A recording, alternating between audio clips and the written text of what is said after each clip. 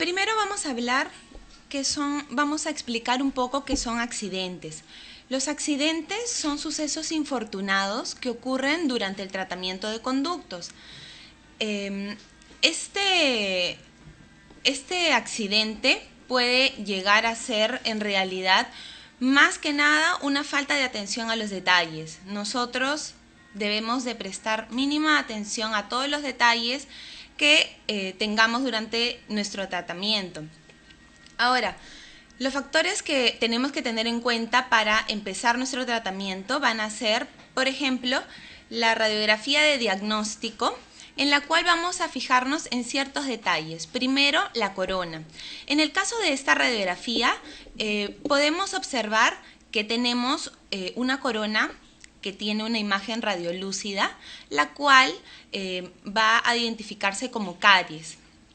Luego vamos a empezar viendo también lo que es... señor.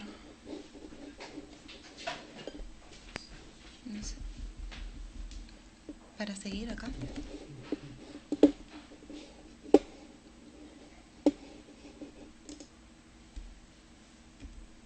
Luego vamos a prestar atención a lo que son las raíces.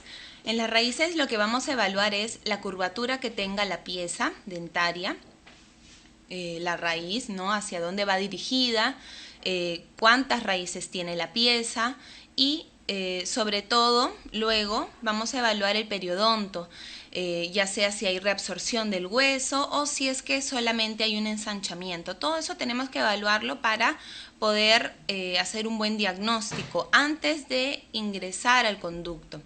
Y por último, también siempre tener en cuenta los reparos anatómicos que estén cerca a la pieza a tratar. Otro factor en cuenta son las consideraciones anatómicas. Tenemos que recordar que lo que vemos en la radiografía no siempre va a ser sinónimo a la realidad. Sabemos que el sistema de conductos es muy amplio, muy complejo y no siempre vamos a tener solamente los conductos que vamos a tratar, sino muchos conductos accesorios, conductos que van a estar paralelos a nuestro conducto principal y que van a ser desinfectados luego con químicos, ya no tanto de forma mecánica, pero siempre es bueno saber que están presentes.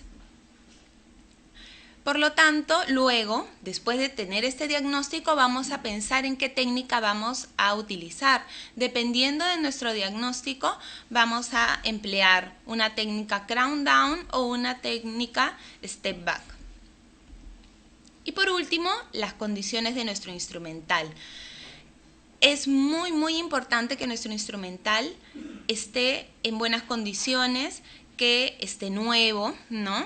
Y que sobre todo podamos fijarnos en las fallas que pueda tener nuestro instrumental. Por ejemplo, esta lima tiene una pérdida del eje de corte. ¿Por qué? Porque ha sido ingresada al conducto y al ser torsionada dentro de él, se ha estirado. Si nosotros volvemos a ingresar esta lima dentro del conducto, lo que va a pasar es que ese fragmento entre el que ha sido estirado va a quedarse dentro del conducto y se va a producir una separación del instrumento. Ahora, ya hablamos de lo que son los accidentes, hablemos de las complicaciones. Las complicaciones son una dificultad que vamos a tener durante nuestro tratamiento, lo cual nos va a hacer más laboriosa este tratamiento, pero no imposible. Entonces, cuando tengamos problemas, por ejemplo, como en la radiografía que vemos hacia la izquierda, como una raíz con una curvatura muy severa, vamos a verlo más como un problema, ¿no?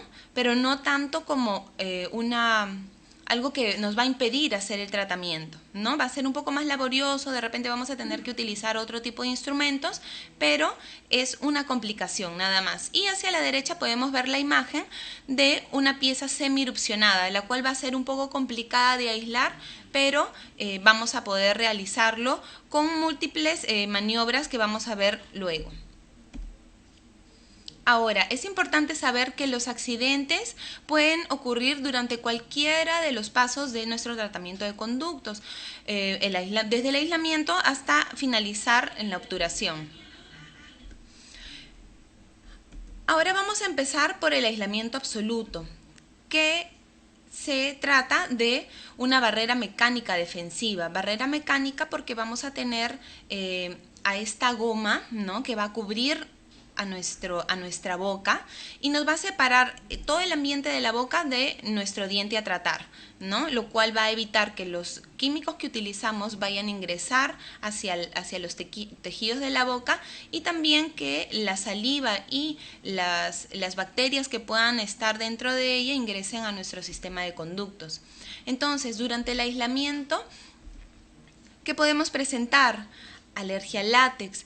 Y aquí, por ejemplo, les muestro imágenes de lo que son alergia al látex para nosotros, ¿no?, los odontólogos, pero esto también se puede dar en el momento del aislamiento, ¿no?, como pueden ver aquí, con un edema grande, y esto de aquí definitivamente va a ser de tres tipos, ¿no? Las reacciones que podemos encontrar son de tres tipos. La primera, una hipersensibilidad inmediata o de tipo 1. Este tipo de hipersensibilidad va a tener urticaria, ¿no? O sea, el paciente va a presentar urticaria y eritema, y eso va a ocurrir a los pocos minutos de entrar en contacto con este material, ¿no?, que viene a ser el alergeno. Entonces, luego vamos a tener la hipersensibilidad retardada o de tipo 4, la cual puede ocurrir de 6 a 72 horas. Entonces, esto ya va a ocurrir luego cuando el paciente esté en casa. Y en esta vamos a encontrar más que nada una dermatitis por contacto. Y tenemos una tercera, que son reacciones sistémicas inmediatas, que en realidad son las más graves, en donde podemos encontrar erupción difusa, ¿no?, de los tejidos. Podemos ver que el paciente presenta conjuntivitis, rinitis, y también podemos encontrar que va a presentar broncoespasmo, lo cual lo puede llevar a una hipotensión y a un shock anafiláctico. Entonces, esto podría poner en peligro la vida de nuestro paciente. Por eso es muy importante siempre hablar con el paciente previamente a colocarle cualquier tipo de material como el látex, ¿no?, y preguntarle sobre sus alergias, si es que tiene alergia de repente, no solo al látex, obviamente, sino a algunos medicamentos, algunas comidas, algunos materiales, porque los pacientes que tienen más alergias, ¿no?, a todos estos tipos de materiales y alimentos, siempre son los más propensos a tener otro tipo de alergias. Entonces, siempre prever. Y para eso lo que vamos a hacer es utilizar una goma dique sin látex, que hay varias, por ejemplo, de la casa Coltene, de la casa Roeco, y más o menos se ve de esta forma. Es una textura bastante porosa, y lo que va a hacer es cubrir, ¿no?, satisfactoriamente toda la pieza dental, y es muy elástica y de muy buen manejo. Ahora, ¿qué otro tipo de accidentes podemos encontrar cuando hacemos, o cuando no hacemos, mejor dicho, un aislamiento absoluto? Siempre puede haber el riesgo de una aspiración y deglución de instrumentos. Entonces, ahora voy a presentarles el reporte de un caso clínico, el cual se dio, ¿no?, en una paciente de 38 años de edad, la cual accidentalmente aspiró, ¿no?, mejor dicho, pasó, ¿no?, por la vía gástrica un instrumento. A ella sí se le practicó lo que es el aislamiento, pero ella a la hora de tomarle la radiografía de conductometría, ella presentaba muchas náuseas, ¿no?, y tosió, y al toser botó la lima, ¿no?, la empujó con su lengua la lima, y la lima cayó al piso de boca, y luego pues la degluyó accidentalmente. Ella no se había dado cuenta de este problema hasta que empezó a referir que sentía algo atrapado en su garganta. Entonces, esta es una radiografía que se le tomó luego de media hora, ¿no? Es una radiografía de tórax, en donde el doctor lo que más quería encontrar era a ver si es que se había aspirado, ¿no? Hacia la vía respiratoria el instrumento, que sería lo más grave. Pero no se encontró nada media hora después y luego se tomó una radiografía de abdomen igual a la misma media hora después del accidente, y ahí está la lima, podemos ver la lima en la vía gástrica. Pero luego pues se tomaron las previsiones del caso, se le explicó al paciente pues que tenía que tomar bastante líquido, ¿no? Y esperar a que esta lima pues vaya a seguir con el transcurso normal de la vía gástrica, ¿no? E intestinal. Y esta es la radiografía de abdomen después de 3 días, donde no se encuentra ya un instrumento. Entonces, ese fue un caso en que en realidad se pudo salvar la vida del paciente, pero en este caso que presentó a continuación no fue así, ya que se toma una radiografía, ¿no? Y acá podemos ver al instrumento atrapado, ¿no? En las astas intestinales. El paciente en realidad después de un par de horas murió, ¿no? Y acá se puede observar en una fotografía que se hace luego, ¿no? Gástrica, el instrumento atrapado, ¿no? Entonces, es muy importante que nosotros tomemos las previsiones del caso. Si es que el paciente se le va a hacer el aislamiento, pues utilizar de repente un arco plegable, ¿no? Que evite pues que esté suelta la goma DI, que también es un problema.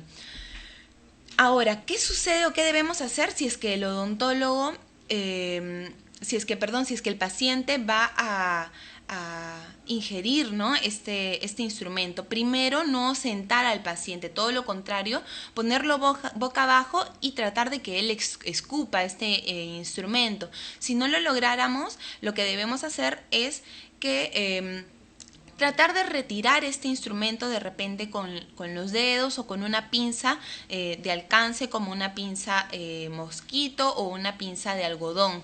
En caso que no pudiéramos retirarlo, lo que debemos de hacer es llevarlo a un centro médico, pero obviamente un centro médico que cuente con rayos X. ¿Para qué? Para poder ubicar en dónde se encuentra este instrumento y obviamente costear, ¿no? Todos los gastos que vaya a necesitar, ¿no? El paciente para este procedimiento. Si es que el paciente llegara a tener algún problema, ¿no? Como de repente alguna lesión o hasta llegar a morir, a perder la vida, pues nuestra responsabilidad va a ser penal, ¿no? Y judicial también, ya que podemos no solo acabar en prisión, sino también perder nuestro título como odontólogos. Ahora, ¿cuál es la prevención? Básicamente el uso del aislamiento absoluto. Y esto de acá es muy común. Primero, probar los clamps. Sabemos que muchas veces tenemos que probar los clamps previamente a hacer el aislamiento, ya que muchas piezas pues no siempre calzan, ¿no? O sea, los clamps no siempre calzan en todas las piezas, pero para esto debemos de amarrar un hilo dental para evitar que nuestro clamp de repente pues se salga y acabe en la garganta de nuestro paciente. Para eso también podemos utilizar gasas, ¿no? Que nos van a ayudar a bloquear esa zona de la garganta. Ahora, durante el aislamiento también podemos tener complicaciones, no solo accidentes, como les comenté en un inicio, podemos tener dientes semirupcionados, ¿no? A los cuales, si es que no tenemos clamps especiales que agarren de repente dentados, ¿no? Que agarren estructura dental, lo que podemos hacer es colocar un poco de resina y que nuestro clamp vaya debajo de esta resina, ¿no? De esa manera no hay opción a no hacer un aislamiento. También cuando tenemos remanentes radiculares, pues tomamos las piezas de adelante y la de atrás para poder aislar de esta manera. Igual se hace un agujero. Y si hay una falta de sellado marginal, si nuestra goma dique no sella completamente el margen de nuestro diente, lo que debemos de hacer es sellarlo, en este caso con policarboxilato, que es muy efectivo, endurece muy rápido y nos va a permitir un sellado completo del margen. Ahora, durante la apertura cameral también podemos tener accidentes. En este caso voy a hablarles sobre la perforación del sistema de conductos. ¿Qué es una perforación? Una perforación va a ser una comunicación artificial, porque vamos a crearla nosotros, del sistema radicular y de los tejidos de soporte del diente o de la cavidad oral. ¿Por qué se va a realizar? O sea, ¿por qué es que nosotros podemos hacer una perforación? Porque de repente no tenemos los instrumentos necesarios. De repente si hacemos una apertura cameral en una pieza posterior, a veces necesitamos de fresas en doseta, o de repente si es que no hemos hecho un análisis correcto radiográfico, muchas veces tenemos una cámara pulpar muy pequeñita, ¿no? muy pequeña, que debido a las calcificaciones, ¿no? Entonces lo que tenemos que hacer es prever. Y también falta de conocimiento sobre la anatomía, ¿no? de nuestra cámara pulpar y los conductos radiculares. Tenemos que saber si es que hay un triángulo de repente, hacia dónde va la base, hacia dónde se va el vértice. Es muy importante saber la forma de la apertura cameral. Ahora, ¿cuáles son las causas de estas perforaciones? Pueden ser iatrogénicas, ¿no? Estas van a producirse durante el acceso endodóntico y generalmente puede ser durante la ubicación de los conductos, tratando de ingresar de repente con limas, ¿no? Hacia conductos calcificados o curvos. En esta imagen podemos ver una lima perforando la furca. ¿Por qué? Porque se trató de ingresar a un conducto curvo haciendo demasiada presión con la lima, ¿no? Y de esta forma pues perforando la pared que va hacia la furca. Ahora, lo que es también muy dañino para la pieza es cuando vamos a hacer una preparación para poste. ¿Por qué? Porque debilitamos caras del diente, ¿no? Como la zona de peligro, que es la que va hacia la furca, hacia el medio de las raíces, ¿no? La zona que está en medio de las raíces, la cual siempre es mucho más delgada. Entonces, cuando vayamos a preparar un poste, el espacio para un poste, lo que vamos a hacer es siempre pegarnos hacia la zona de seguridad, ¿no? Que va a ser las zonas proximales.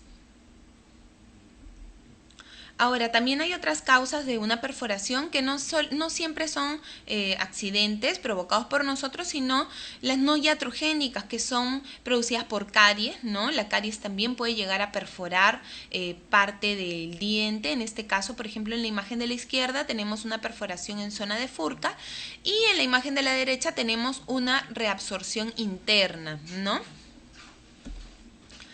En el caso anterior lo que se hace es extraer la pieza. Ahora, la clasificación y pronóstico de estas perforaciones van a ser las siguientes.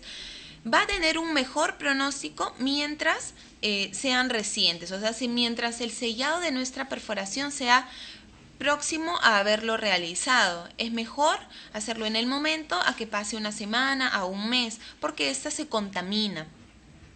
Luego es mejor que sean pequeñas a grandes y es mejor que estén a nivel o bien apical o bien coronal. ¿Por qué? Porque a nivel crestal lo que tenemos es el líquido crevicular, ¿no? Que está en el fondo de surco, el cual siempre, por más que utilicemos un muy buen material de sellado, va a mojar esta zona y va a evitar un buen sellado. Ahora, el diagnóstico de una perforación. ¿Cómo es que nosotros vamos a identificar que nuestro paciente ha sufrido una perforación? Primero, los hallazgos sintomáticos, ¿no? Como el dolor. Luego, la observación directa o indirecta. Directa porque lo vamos a ver en la cámara pulpar, e indirecta porque podemos verlo en los conos de papel, ¿no? A la hora que vamos a secar ya estamos listos para obturar y de pronto el cono de papel está mojado. Ahora, otro diagnóstico, ¿no? Otra forma de diagnosticar una perforación va a ser la forma radiográfica, porque nosotros vamos a ver una zona radiolúcida en nuestra pieza dental que nos va a identificar, pues, ¿no?, que hemos perforado esta pieza, y también con el localizador apical. El localizador apical nos va a mostrar cuándo es que llegamos hacia el periodonto. Entonces, si es que el localizador apical nos muestra que hemos llegado a periodonto sin llegar hasta la longitud de trabajo, eso quiere decir que hemos llegado a una zona de perforación.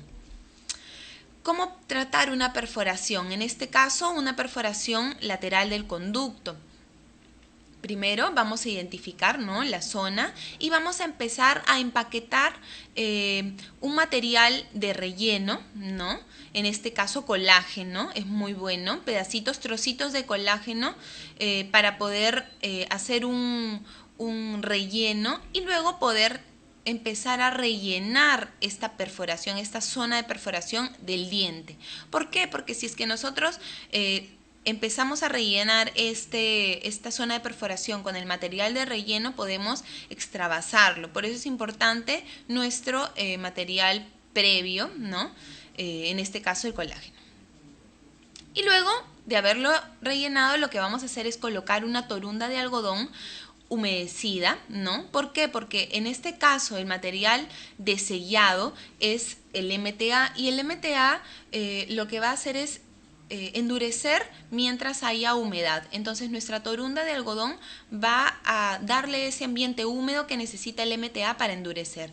Luego de una sesión vamos a empezar ya con el tratamiento de conductos, continuarlo, ¿no? Ahora, en caso de una perforación en zona de furca, es básicamente lo mismo. Hacemos una ubicación de la perforación, ¿no? En qué cara se encuentra, en qué zona. Luego vamos a pasar a la desinfección y el secado. Muchos autores recomiendan no utilizar el hipoclorito de sodio en esta zona, ya que estamos tocando lo que es el tejido perirradicular, ¿no? En este caso el ligamento, el hueso. Entonces recomiendan de repente utilizar desinfectantes o bactericidas como la clorexidina, y vamos a secarlo con puntas de papel o algodón, bolitas de algodón.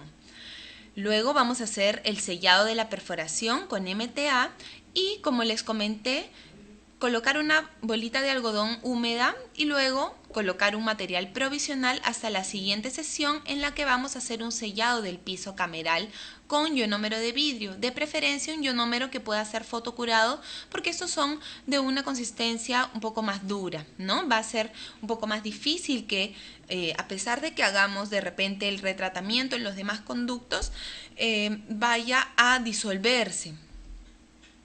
Entonces, vamos a hablar un poquito de este material, del agregado de trióxido mineral, el MTA. Este va a ser utilizado para sellar todas las perforaciones que nosotros podamos hacer en el diente, ¿no? Tenemos perforaciones de furca, perforaciones a nivel de la raíz, a nivel del ápice, y también para otras especialidades, ¿no? También podemos realizar apicogénesis, apicoformación, podemos hacer también pulpotomías. Para esto, lo que debemos de saber es que tiene un sinnúmero de propiedades. Las propiedades químicas, por ejemplo, son que van a liberar iones de calcio. Esto es importante porque así vamos a mineralizar nuestra dentina y nuestro cemento que esté cerca a la zona de la perforación. Entonces es regenerativo. Luego tenemos las propiedades físicas, que tiene una baja solubilidad, por lo tanto nosotros podemos colocarlo dentro y no esperar a que este se vaya disolviendo, como de repente en el caso de el hidróxido de calcio, que muchas veces ha sido utilizado con el mismo fin, pero luego se disuelve por el líquido que tiene el ligamento periodontal. resistente a la compresión porque vamos a utilizarlo en piezas que van a resistir cargas, ¿no?, de la masticación y no va a haber problema. Tiene un tiempo de solidificación muy corto, en realidad de algunos minutos, solamente que nosotros le damos una cita al paciente por precaución y porque a veces el paciente no puede venir dentro del mismo día, ¿no? Es radiopaco, vamos a poder controlarlo con la radiografía, controlar la ubicación de este cemento, ¿no? Y sus propiedades biológicas es que es biocompatible, va a proporcionar una neoformación de cemento y una remineralización de la dentina. En esta imagen podemos ver un corte en el cual podemos observar que el MTA que está próximo, ¿no?, a esta perforación, podemos ver que al lado hay una zona de neoformación de cemento. Esta es una evidencia, ¿no?, notable de las propiedades biológicas que nos puede dar este material. Ahora, es importante que el espesor de nuestro MTA sea más o menos de 3 a 4 milímetros para de esta forma garantizar que no se dé una filtración marginal.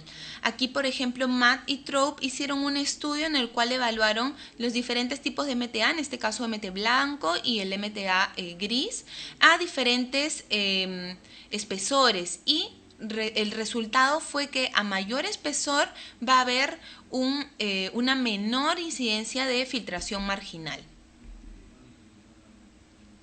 Ahora vamos a hablar de accidentes que pueden ocurrir durante la instrumentación. En este caso, el flare-up o una agudización. ¿Qué es el flare-up o agudización en endodoncia? Es el desarrollo de dolor e inflamación durante o después del tratamiento endodóntico. Y esta injuria se puede dar de manera mecánica, química o microbiana. Las causas microbianas, por ejemplo, en este caso voy a presentarles un artículo de Siqueira del 2003, en el cual trata sobre lo que es el balance que existe dentro del conducto de una pieza que tiene una enfermedad, ¿no?, como necrosis, pero tiene una lesión ya crónica. Entonces, ¿por qué nosotros muchas veces vemos lesiones crónicas, pero el paciente no tiene dolor? ¿Por qué? Porque hay un balance. El balance trata de que la agresión microbiana no afecte tampoco no vaya a despertar a la defensa del huésped, ¿no? Pero cuando nosotros ingresamos esta lima, ¿no?, esta lima que va a extruir todo este detritus contaminado que hay dentro del conducto, este balance se va a romper y la agresión microbiana, ¿no?, va a salir y va a hacer que la defensa del huésped pues se intensifique y de esta manera pues se empiece a formar todo lo que es el sistema de inflamación, ¿no?, y que este sistema de inflamación obviamente traiga edema y presione las fibras nerviosas que están periapicales y de esta forma se dé el dolor. ¿Cómo prevenir esta extrusión de detritus en este tipo de piezas con este diagnóstico? Pues haciendo una instrumentación coronoapical. Primero retirar la parte coronal, que generalmente es la más afectada, luego la media y terminando por la apical. Siempre va a haber un poco de extrusión de detritus, pero de esta forma vamos a limitarlo. Y este tipo de instrumentación lo podemos hacer o bien con limas manuales o rotatorias. Ahora, hablemos sobre otro tipo de accidentes que pueden ocurrir durante la instrumentación, como es la separación de instrumentos. La separación de instrumentos se puede dar por un cambio de la estructura del instrumento, la cual puede ser por fricción, ¿no?, por mucho uso o por también la esterilización, se llega a degenerar esta estructura. Entonces, ¿qué es lo que sucede con el instrumento cuando ingresamos, por ejemplo, conductos como este?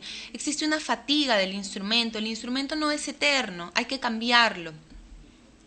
Y son accidentes imprevisibles, pues son negligencias de parte nuestra. Por ejemplo, esta lima que está torsionada, que ha perdido su eje, ¿no? De corte, es negligencia poder ingresar nuevamente esta lima dentro del conducto. Debemos de siempre doblar nuestra lima antes de introducirla para verificar que ésta no se rompa. Muchas veces se rompen nuestras manos antes del conducto y eso es lo ideal. Entonces, ¿qué hacemos si ya se rompió el instrumento dentro del conducto? Primero, nuestra primera opción va a ser querer retirar el instrumento. Lo segundo que podemos hacer es sobrepasar el instrumento si es que no hemos podido retirarlo. Esto quiere decir que vamos a pasar al lado del instrumento, ¿no? Para de esta forma poder limpiar la zona que está periférica al instrumento y que no haya contaminación. O, si es que no se pudieran ninguna de las dos anteriores, pues obturar hasta donde llegó el instrumento separado. Ahora, ¿qué métodos podemos utilizar para la extracción de instrumentos separados? Señor, lo que podemos hacer es primero la forma manual con limas, de preferencia limas Gestron. Luego podemos utilizar puntas de ultrasonido, ¿no? Y también podemos utilizar un sistema que se llama Instrument Removal System, que voy a hablar de él más adelante. También podemos optar por el método quirúrgico, el cual es mediante una pisectomía y el retiro del fragmento que esté fracturado, ¿no? El sistema manual, en el sistema manual lo que vamos a hacer es utilizar 2 o 3 limas Gestron y vamos a ingresarlas dentro del conducto, estas limas de preferencia que sean de calibres bajos, ¿no? Y vamos a ingresarlas y girarlas en sentido horario. Luego, para que de esta forma la lima, el fragmento quede atrapado, ¿no? Entre estas limas, y luego vamos a jalar hacia coronal. En este caso pudimos resolverlo y poder llegar hasta el final del conducto sin problema.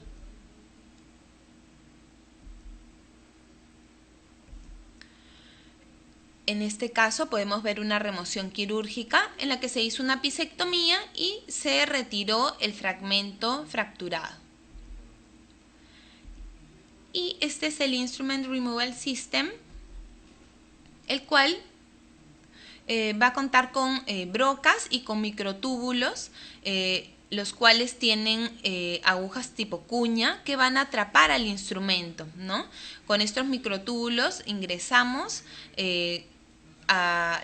vamos a ingresar hasta donde está la cabeza del instrumento fracturado y con las agujas tipo cuña vamos a atrapar al instrumento dentro de la ventanilla que tiene este microtubo.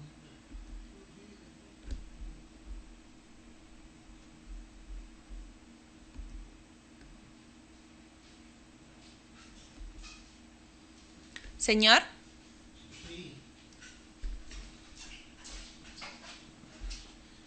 El mouse.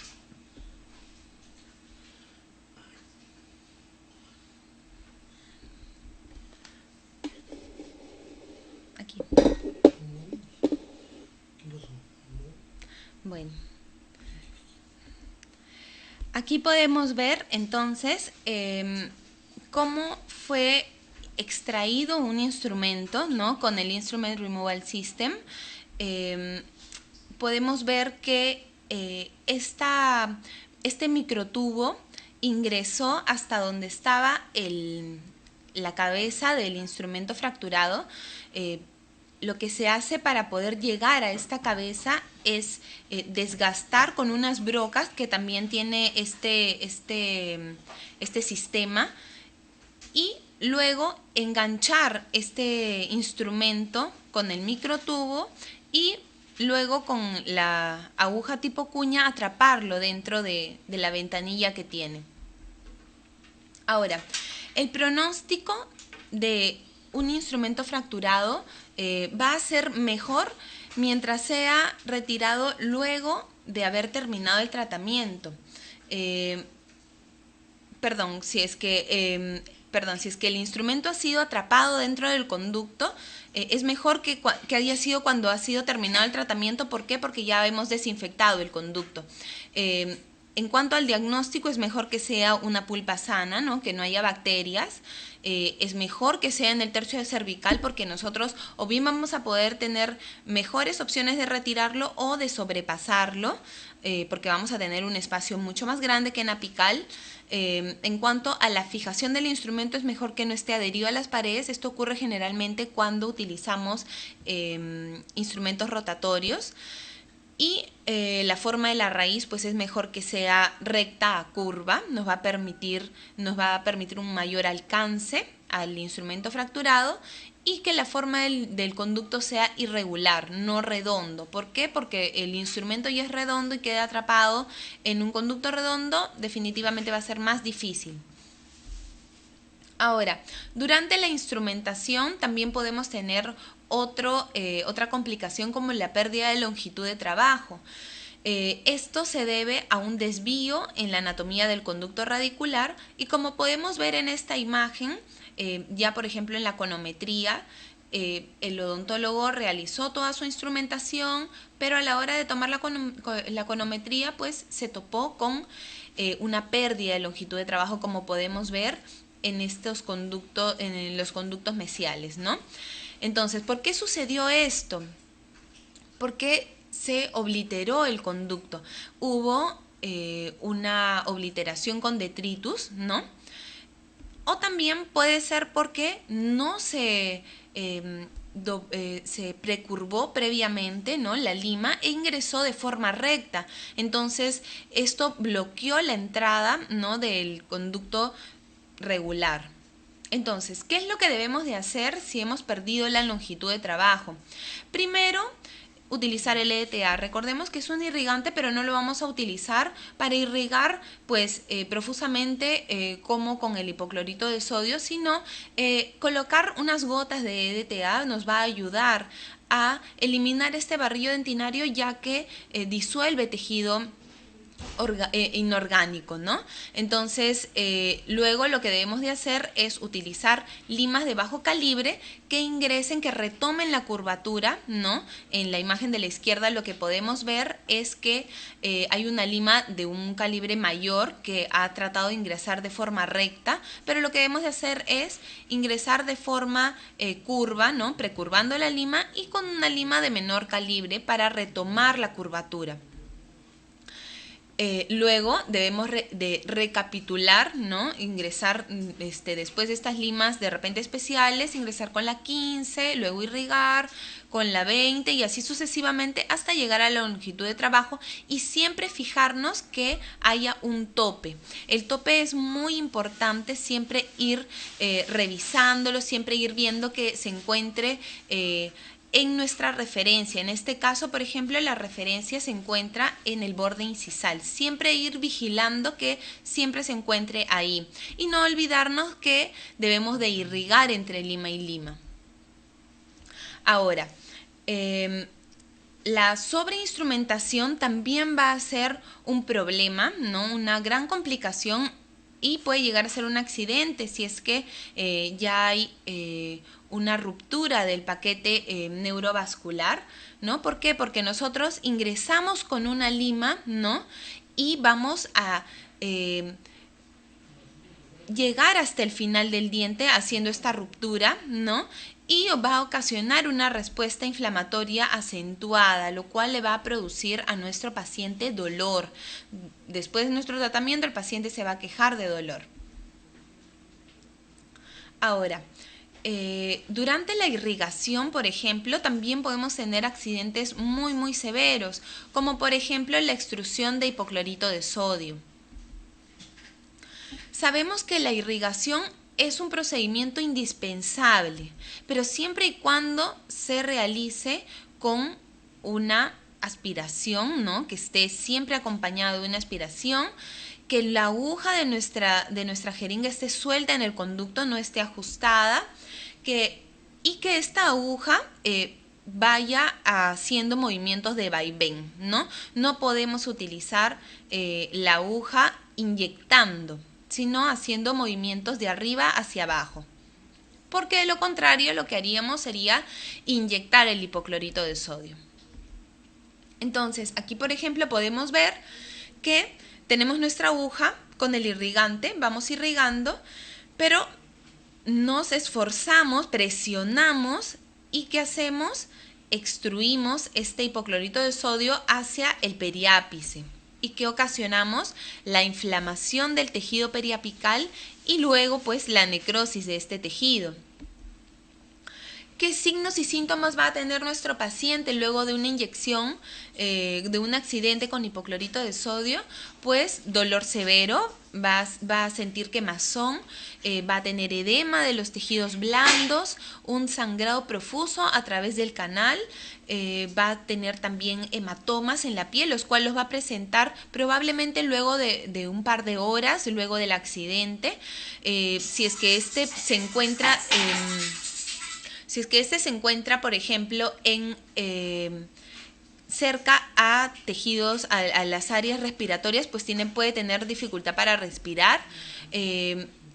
Siempre que haya dolor en nuestros pacientes, va a haber una hipotensión. Entonces, esto ya puede perjudicarlo sistémicamente. Y siempre que haya una zona de daño, ¿no?, de injuria en el tejido, podemos encontrar una posible infección secundaria. Las bacterias, recordemos, viajan también por el torrente sanguíneo y ingresan a estas zonas de injuria. Y obviamente va a haber daño, así como del tejido, de los vasos y paquete neurovascular, ¿no? Ocasionando parestesia, la cual puede ser reversible en un par de días o puede durar años, ¿no? Ahora, este caso, por ejemplo, se trata de una investigación que se hizo en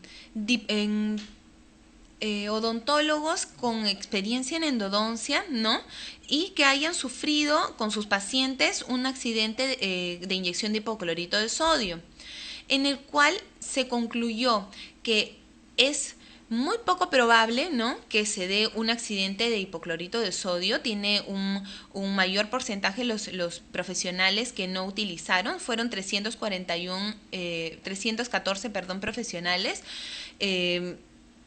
Es mucho más común que no haya un accidente. Luego, el mayor porcentaje se dio en piezas del maxilar superior, en premolares y molares, y en mujeres, ¿no? Esto de acá fue lo que refirieron estos odontólogos. Luego también se dio que fue mayor el porcentaje en diagnósticos como necrosis pulpar y cuando había una radiolucidez en la radiografía, ¿no? Si es que veían zonas radiolúcidas, había un mayor porcentaje de que se dieran estos accidentes. Esto del diagnóstico y de la radiolucidez, básicamente pues se refiere a lo que es la reabsorción, que no solamente se va a dar a nivel del hueso, sino también a nivel del cemento, lo cual puede abrir el ápice y puede ser más factible que ocurra esta extravasación de hipoclorito. Ahora, lo que es la reparación del tejido, ¿no? Si es que ya luego de un tiempo pues bajan los síntomas, de repente la parestesia, se dio, dice que en menos de una semana, la gran mayoría. Ahora, ¿qué hacer si tenemos un accidente de hipoclorito de sodio? Primero, no perder la calma. Nosotros tenemos que mantener la calma, ya que el paciente va a estar muy nervioso y nosotros debemos de ser las personas con mayor calma, con mayor manejo, y que la persona pues confíe en nuestro proceder. Entonces, lo primero que debemos de hacer es irrigar profusamente con suero fisiológico, ¿no? En el lugar, en la pieza en la que hemos hecho esta inyección, irrigar profusamente con suero fisiológico, informarle al paciente de lo que ha sucedido y de la severidad del accidente. No es indispensable no quedarse callados. inmediatamente darle un analgésico en ese momento, ¿no? En el consultorio, para aliviar un poco esa tensión que va a sentir el paciente, porque el paciente va a sentir mucho dolor. Indicarle analgésicos, indicarle antibióticos y corticosteroides. Recordemos que los antibióticos son indispensables, ya que podemos tener una infección secundaria de no utilizarlos. En casos severos, referirlo pues a un hospital y indicarle compresas faciales con agua fría inmediatamente, ¿no?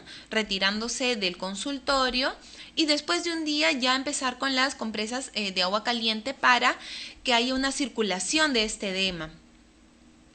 Y siempre llevar un control, después de cada accidente, llevar un control de cómo está nuestro paciente, llamarlo, hacerle ver que pues estamos preocupados, y también saber si lo que le estamos dando, si la medicación que le estamos dando, el tratamiento que le hemos dado es efectivo o no, o si lo debemos de cambiar. No siempre solo queda en dolor. También pueden haber complicaciones neurológicas con nuestro paciente, como reporta este caso, ¿no? Que se dio en el 2005. Aquí podemos ver a una paciente que fue al odontólogo pues para que se le haga el tratamiento de conductos de la pieza 1-2. Empezó a sentir dolor en el momento de la irrigación. Inmediatamente pues el doctor suspendió el tratamiento y le indicó antibióticos para que tomara en casa. Pero la paciente no pudo más con el dolor y con la inflamación, y se acercó a las 50 horas, o sea, después de 2 días, a emergencia, al consultorio de un odontólogo maxilofacial. ¿Qué es lo que presentaba esta paciente? Pues inflamación de la zona, parestesia del labio superior, pérdida de la función tanto del labio como de la mejilla, una apertura limitada, ¿no? La apertura pues se limitó solamente a 20 milímetros, y una necrosis del tejido que se encuentra en el fondo de surco, y ulceración alrededor del alvéolo de esta pieza. ¿Qué se le recetó? Se le recetó dexametasona, 8 miligramos endovenoso, igual que amoxicilina, 1 gramo endovenoso, diclofenaco, ¿no? Esto sí vía oral, y todo esto cada 8 horas por 2 días que estuvo hospitalizada la paciente. La paciente regresa, obviamente estuvo regresando pues para controles, y esta es la foto después de un mes.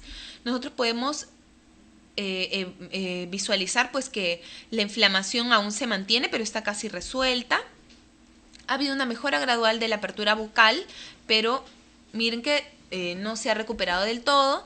La paciente ya no siente dolor, pero sí hay una disminución de la parestesia, pero esto se mantuvo, ¿no? Entonces, en el artículo mencionan que luego, recién de 3 meses, la paciente pues pudo recuperarse del todo. Ahora, este es un caso de una inyección, pero inyección con un cárpule, ¿no? ¿Qué es lo que sucede? Muchos odontólogos lo que utilizan es los cartuchos de anestesia, le colocan hipoclorito de sodio. ¿Por qué? Porque pues encuentran que las agujas de la inyección pues, de anestesia son mucho más delgadas y pueden ingresar mejor al conducto. Esto en realidad es un error, ya que en realidad sí son muy delgadas y pueden alcanzar pues las zonas apicales, muy apicales. Entonces, esto en realidad pues muchos odontólogos lo manejan de manera correcta. No es recomendable para odontólogos que pues recién están haciendo endodoncia. Pero esto, ¿qué fue lo que sucedió? El odontólogo cargó un cartucho con hipoclorito de sodio, no le puso la rotulación debida y lo inyectó, pensando que inyectaba anestesia, lo inyectó en el fondo de surco, y esto fue lo que pasó. No hay necrosis, no hay... Aquí podemos ver una zona de necrosis y... ¿Me puede ayudar con esto, por favor? Aquí, ya. Aquí podemos ver una zona de necrosis, ¿no? la cual pues no se pudo recuperar hasta después de aproximadamente un mes. Entonces, es muy importante la rotulación, ¿no?, de estos cartuchos. En este caso se trataba de una paciente de 56 años, hubo necrosis como les mencioné y una parestesia labial por 3 años. Entonces es muy importante que los cartuchos sean rotulados si es que se va a utilizar el hipoclorito de sodio.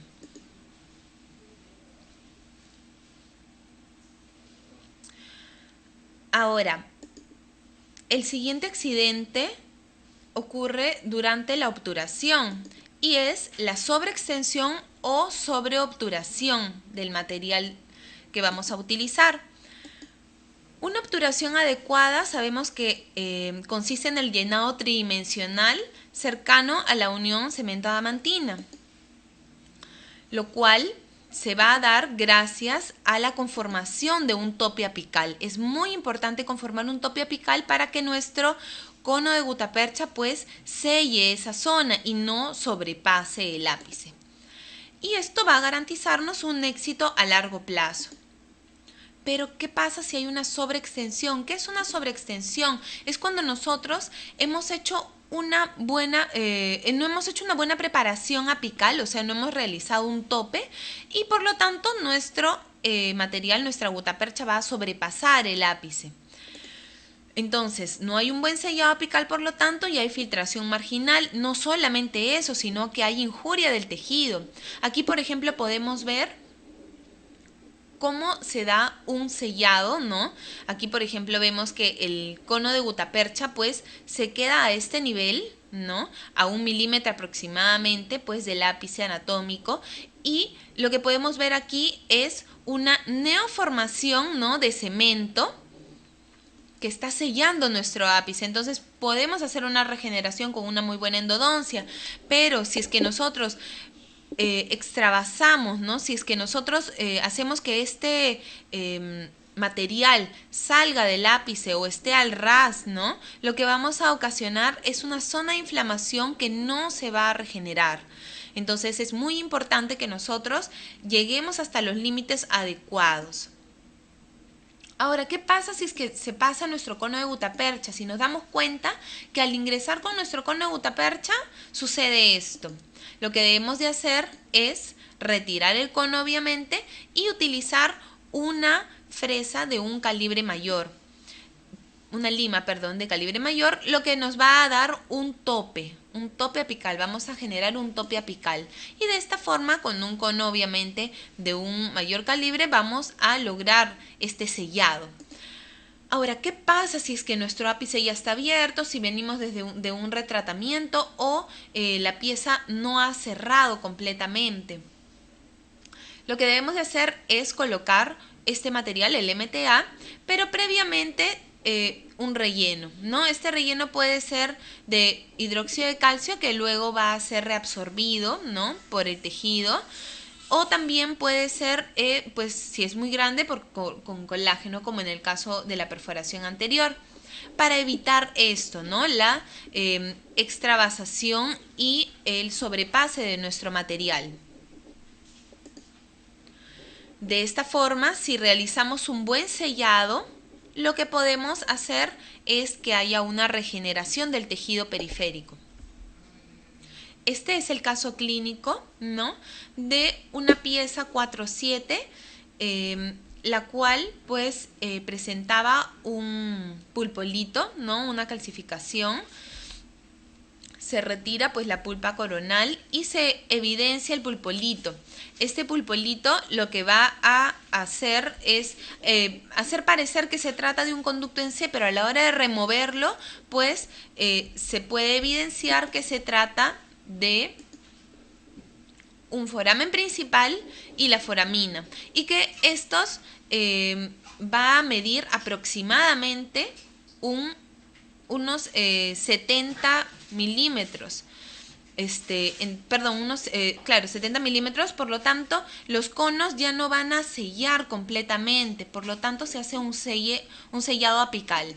con MTA y luego un backfill, ¿no? Un sellado desde adentro hacia afuera con gutapercha fluida. Aquí podemos ver que la conductometría, ¿no? Tenemos un conducto prácticamente abierto en la zona apical de 70 milímetros y luego lo que vamos a ver es que se hace una obturación con el MTA y luego un backfill con gutapercha termoplástica. Ahora, durante la obturación también podemos tener accidentes como la fractura vertical y esto se da, ¿por qué? Porque utilizamos nuestro espaciador con una fuerza desmesurada. Entonces ya hemos hecho nuestra endodoncia muy bonita y luego al aplicar mucha fuerza pues abrimos la raíz en dos. ¿Y qué es lo que tenemos que hacer en este caso? Pues exodoncia, la extracción de la pieza. ¿Cómo podemos prevenir todos estos accidentes y complicaciones? Pues primero realizando una historia clínica completa, realizar un buen diagnóstico clínico, ¿no? Recurrir siempre a los rayos X en caso de duda, ¿no? Nos tomará un poco más de tiempo, pero es necesario. Luego conocer la anatomía del diente que vamos a tratar, disponer siempre de instrumental nuevo y en buen estado, y realizar un aislamiento con dique de goma.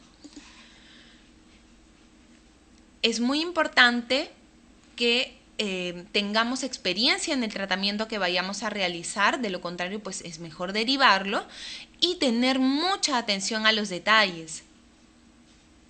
Atención a los detalles como por ejemplo en esta radiografía.